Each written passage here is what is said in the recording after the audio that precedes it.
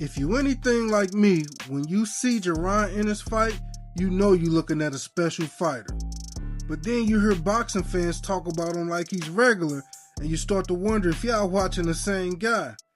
At the same time, they make it seem like Bud's untouchable, despite the fact that Bud's career looked a lot like Boots does at a similar age.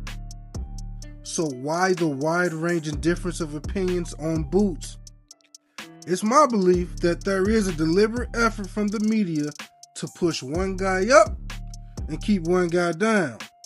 Y'all might think I'm overanalyzing things, but I can assure you there is definitely an agenda. There's no better example of this than Max Kellerman. Today we expose his hypocrisy. He has a clear agenda to diminish the accomplishments of Jaron Ennis. First, let's listen closely to how much respect he conveys for the Ring rankings and their champions. You get the Ring Magazine champion if you're undisputed. You have the belt that actually matters. Think of the Ring Magazine belt actually as the real common sense undisputed belt. Right. That's really what it is.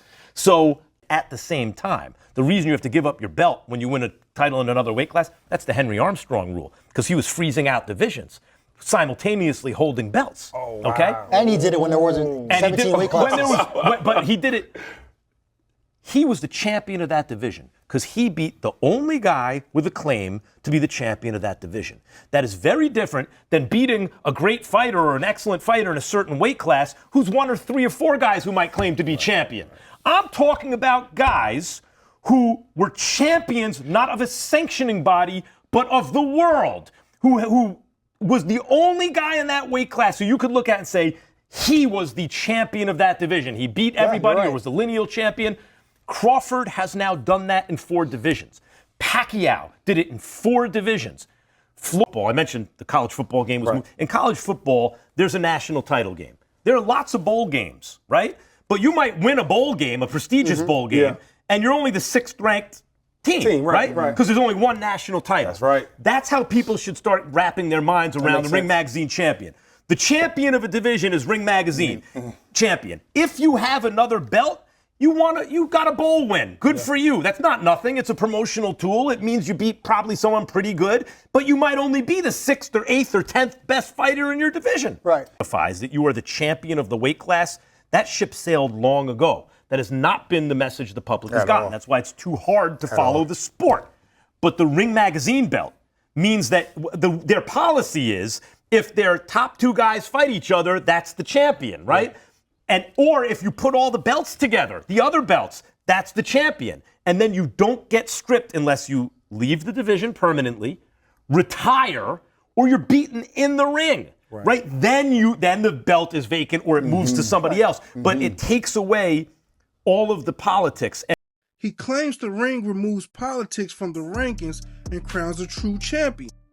Now let's see if he remains consistent with this sentiment when discussing Boots Ennis.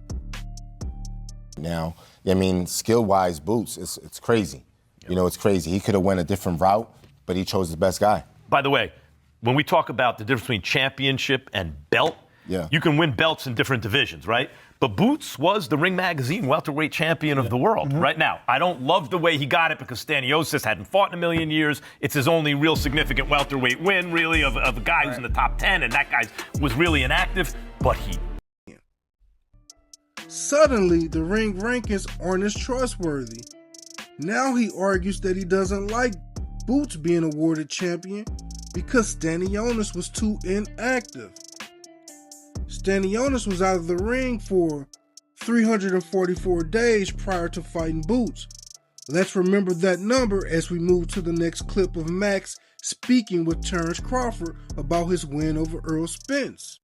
But your biggest moment was the Spence fight. And that was viewed by people like me as a 50-50 type of fight. And that was one of the most staggering performances in that type of fight going in the history of boxing. I think about Floyd and Corrales, stuff like that. Like one fights they're going in, it's like, oh, who's going to win? And coming out, it's like, oh my God, I don't care what happened, how old they were, that dude was always going to beat that dude. Is it possible for you to fight at an even higher level than that? Is it possible? You notice that Max gave Bud Crawford full credit for his win with no mentions of inactivity. But as we dive deeper into the numbers, we can see that Spence was out of the ring much longer than Stanionis. To be exact, prior to fighting Crawford, Spence was out of the ring for a whopping 470 days. To make matters worse, since November of 2020, Spence had only 2 fights. In that same time span, he also had 2 brutal car crashes, none of which were mentioned by Kellerman. As far as Stanionis, he had 5 fights during that same time frame. This indicates a clear hypocrisy and an agenda to build one fighter while diminishing another. Thank you for watching this episode of Inside the Agendas.